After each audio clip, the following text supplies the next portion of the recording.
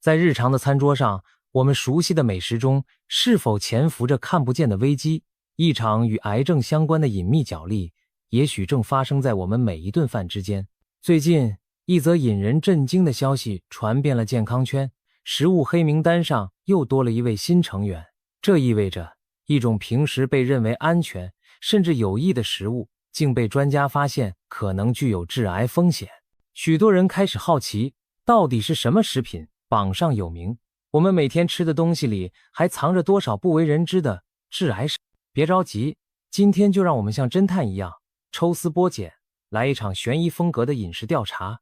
在这部纪录片式的探寻中，我们将从历史、科学和生活故事3方面逐一揭开5大餐桌隐藏杀手的真面目。这些看似平凡无害，甚至美味无比的食物，为何会与致癌2字扯上关系？它们背后藏着怎样的机制与秘密？让我们一探究竟，在娱乐中提高警觉，守自己的健康。准备好了吗？调查现在开始。隐藏杀手1：加工肉类，美味背后的阴影。清晨，煎锅里的培根发出滋滋声响，香气扑鼻，让人食指大动。配上松软的面包和煎蛋，这样的西式早餐令人满足。然而，你可知道，看似营养丰富的火腿、香肠、培根等加工肉制品，其实早已被世界卫生组织列入明确会致癌的黑名单。换句话说，在专家眼中，一片小小的培根背后可能隐藏着与香烟、砒霜同级别的健康威胁。为何加工肉类会如此可怕？这要从它的制作工艺说起。自古以来，人们为了保存肉类，发明了腌制、烟熏和风干等方法。火腿和培根就是将肉加盐腌制或烟熏而成，香肠则往往加入了硝酸盐或亚硝酸盐作为防腐剂。亚硝酸盐是保持肉类鲜红色泽和抑制细菌的功臣，但也是埋下隐患的元凶之一。当加工肉经过高温烹调或在胃中消化时，亚硝酸盐可能转化为亚硝胺，一种强力的致癌物质。科学家发现，亚硝胺会攻击细胞的 DNA， 长期大量摄入会增加癌变风险。有研究统计指出，每天摄入50克左右的加工肉，大约是一根热狗或几片培根，长期下来可能使结直肠癌的风险增加近 20%。 这听起来吓人，但也凸显了适量与过量的差别。偶尔解馋问题不大，可若每餐都离不了培根火腿当主菜，就无异于给健康埋下定时炸弹。想想看，一份香喷喷的早餐三明治，居然可能在无声无息中侵蚀我们的肠道，这情景是不是有点像恐怖片里的慢性毒药？别忘了，加工肉类的危机并不只限于早餐桌上的培根，各种午餐肉罐头、肉干、培根比萨，甚至中式香肠、腊肉都属于同一家族。它们共同的特点就是经过腌制、熏制，添加防腐剂处理，味道诱人，但含盐量高，且含有致癌风险物质。历史上，人类依赖这些方法度过了漫长的没有冰箱的年代。但在现代社会，新鲜食物触手可及，我们却往往因为口腹之欲或图方便省事，依然大量的食用这些加工肉品。或许我们该停下来想一想，当初为了生存而诞生的加工食品，如今却成为健康的隐患，这是不是一种时代的讽刺？当然，我们并不是要妖魔化所有肉品，关键在于适度和选择。如果无法完全割舍培根香肠的美味，那就尽量减少频率和摄取量，并搭配富含纤维的蔬菜水果，减轻其对身体的伤害。健康提示：购买加工肉时，留意配料表，选择不含亚硝酸盐或仅含少量添加的产品。烹调时，避免将肉类煎得焦黑。如此一来，既不必与美味完全绝缘，也能在享用时降低一丝隐忧。毕竟，守护健康和满足口腹之欲之间，我们要学会找到平衡。隐藏杀手2：腌制食品，传统美味的暗黑面。在中国乃至亚洲很多地区，腌制食物可是一种历史悠久的传统美味。无论是酸菜、泡菜，还是各种咸菜、咸鱼，这些经过长时间腌制或发酵的食品，曾是老一辈人度过缺乏新鲜食材季节的法宝。想象一下，一户农家严冬时节开启陶瓮，捞出脆爽的酸白菜炒肉，或是拎起一条咸鱼加热佐粥，那是多少人记忆中家的味道。然而，就在这朴实的美味背后，潜藏着令人心惊的健康阴影。首先是高盐的危害，腌制食品为了防腐，盐用的特别多，长期吃大量高盐食物，对胃食道的刺激极大。盐就像粗砂纸一样，反复摩擦着我们脆弱的消化道黏膜，时间一长，黏膜受盐，细胞也更容易出现病变。医学统计发现，长期高盐饮食人群中，胃癌和食道癌的发病率明显更高。可以说，咸菜吃得越多，胃可能越受伤。一口口咸辣刺激之中，癌变的风险也在步步紧逼。然而盐并非唯一的问题，亚硝酸盐再次现身这个故事。很多蔬菜本身含有天然的硝酸盐，腌制过程中在细菌作用下会转化为亚硝酸盐。如果腌制时间不足或保存不当，亚硝酸盐含量可能飙升。一旦入口，亚硝酸盐在胃酸环境里可以和食物中的胺类化合物结合，生成刚才提到的亚硝胺类致癌物。特别是在腌菜制作后的头1-2周，亚硝酸盐浓度最高，若迫不及待过早食用，就等于把致癌物趁热送进嘴里。传统经验其实也有暗示，老一辈常说新腌的菜要压几天再吃，科学道理就在此。一个真实的例子是中国某些地区曾经食道癌高发，经调查发现，当地居民饮食中常年以腌制蔬菜为主，新鲜果蔬摄入不足，导致致癌因子累积。再比如过去在广东一带，咸鱼是家喻户晓的下饭菜，但科学家发现，从小经常吃咸鱼的族群，成年后鼻咽癌的发病率远高于平均。咸鱼在传统制作中经日晒和发酵，同样会产生大量亚硝胺等有害物质，被国际癌症研究机构列为高度致癌的食品之一。也就是说，一块看似普通的咸鱼，其致癌风险可能不亚于香烟。想象餐桌上一碟开胃的小菜，翠绿的腌黄瓜，红亮的辣椒酱菜，看着让人垂涎，但你是否会想到其中的高盐和化学变化或许正在偷偷损伤你的消化道？当然，我们也无需因此对所有腌制食品敬而远之，适量吃，正确吃至关重要。健康提示：吃腌菜前可先用清水浸泡，冲洗，减少过多的盐和可能残留的亚硝酸盐。自制腌菜务必要充分发酵至熟成，不要心急吃半生不熟的粗腌菜。还有，现代生活中冰箱普及，其实完全可以用冷藏冷冻来保存食物。新鲜蔬菜水果一年四季都能买到，没必要每餐还以咸菜填饱肚子。偶尔解馋尝个鲜无妨，但若把传统咸味当成日常主角，你的胃可就要替你承受着沉重的代价。隐藏杀手3：霉变食物，看不见的毒真菌。打开厨房橱柜，一袋遗忘许久的花生映入眼帘，你发现几粒花生上长出灰绿色的霉斑，其他大部分看起来还好。许多人也许会心存侥幸，挑掉发霉的部分，剩下的照吃不误，毕竟扔了怪可惜。然而，这种做法可能比直接吃下毒药还危险。发霉食物中潜伏的黄曲霉毒素被称作最强致癌毒物之一，即使肉眼看不到，它的威力也足以令人体患上严重的肝癌。黄曲霉毒素是一种由霉菌产生的真菌毒素，常见于受潮发霉的花生、玉米、坚果、谷物中。在温暖潮湿的环境下，食物发霉会释放出这种无形的毒素。惊人的是，它的毒性之强令人难以置信。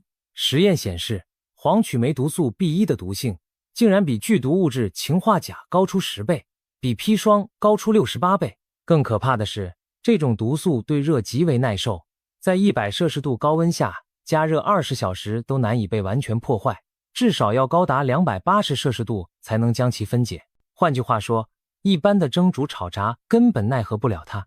我们日常烹调的火候无法消灭这头隐形的毒龙。历史上有过惨痛的教训。20世纪60年代，英国养殖场里数以万计的火鸡突然离奇死亡。调查人员辗转追查，最后发现罪魁祸首正是饲料中掺有发霉的花生碎末，导致火鸡群集体中毒身亡。科学家从中分离出了黄曲霉毒素，震惊于它的致命威力。此后，全球对粮食储存中的霉菌毒素开始高度重视，世界卫生组织更将黄曲霉毒素列为明确的1级致癌物质，主要与肝癌的发生密切相关。在一些潮湿炎热地区，因食用受黄曲霉毒素污染食物而诱发肝癌的案例并不少见。问题在于，霉变食物的毒性往往肉眼难辨。当你看到一小块面包长毛，半瓶果酱生霉，也许觉得把表面那层刮掉就干净了，但事实上，霉菌早已在整片面包或整瓶酱料中蔓延，其产生的毒素也是均匀渗透的。表面清理干净，毒素却依然完好无损地残留在食物中。一旦吃下肚，黄曲霉毒素会被肠胃吸收，首先伤害的就是我们的肝脏，它能够攻击细胞的基因，导致肝细胞癌变。有慢性肝炎，例如感染了乙肝病毒的人，若再经常摄入这种毒素，更会大大提升肝癌风险，可谓双重打击。我们身边有哪些霉变风险呢？除了花生和玉米，发霉的米、麦面粉、坚果、豆类，甚至变质的花生油、发苦的开心果，都可能含有黄曲霉毒素。有时候，受潮的大米看起来好像没长毛，但其实颜色变黄、发灰，同样是霉变的信号。再比如发苦的花生、带怪味的瓜子，往往是已经受真菌污染的表现。千万不要因舍不得而食用这些可疑食品，为了一点点舌尖之欲冒患癌的险，实在太不值得。健康提示：彻底杜绝黄曲霉毒素，关键在预防。储存粮食时保持干燥通风，定期检查，发现有发霉迹象立刻整批丢弃，不要试图筛检，好坏混吃。购买坚果时选择口碑良好的品牌，避免来路不明的散装货。如果食物出现异常味道、颜色，宁可浪费也不要勉强吃下。对于花生酱、坚果酱等加工品，也要注意保质期和保存条件。一旦发现表面长霉或味道改变，立即弃置。毕竟与健康相比，那点食物的价值微不足道。谨记有霉必除，霉变不除，后患无穷。隐藏杀手4：高温烹调产物背后的焦黑危机。夏日夜晚，街边的烧烤摊炭火正旺，肉串发出滋滋响声，油脂滴在炭火上燃起火苗，带出一缕缕焦香的青烟。人们大快朵颐，享受着烤肉的鲜香与冰皮的畅快。然而，在这香气四溢的背后，一些致癌物质也悄然生成，附着在烤得焦黑的肉块上，随着每一口美味被吞下肚。这不是耸人听闻，科学研究早已证实，烧烤、煎炸等高温烹调方式会让食物中产生多种强致癌化合物。首先要介绍的是烤肉中常见的多环芳香烃，英文缩写 PAS。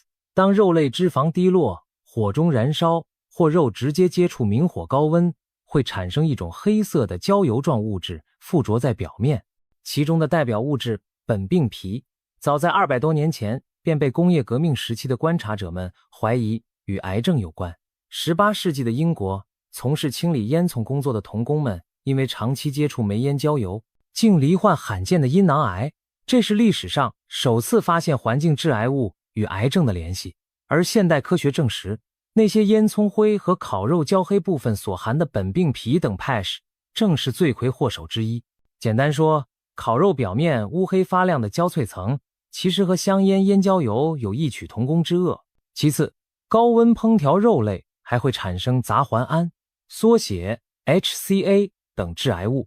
当肉类，特别是红肉，在超过摄氏150度的高温下烹调时，肌肉中的氨基酸和肌酸会发生化学反应，生成 HCA。 实验发现，高温煎炸或烧烤出的肉汁中含有多种 HCA 成分，喂食实验鼠可以诱发肿瘤。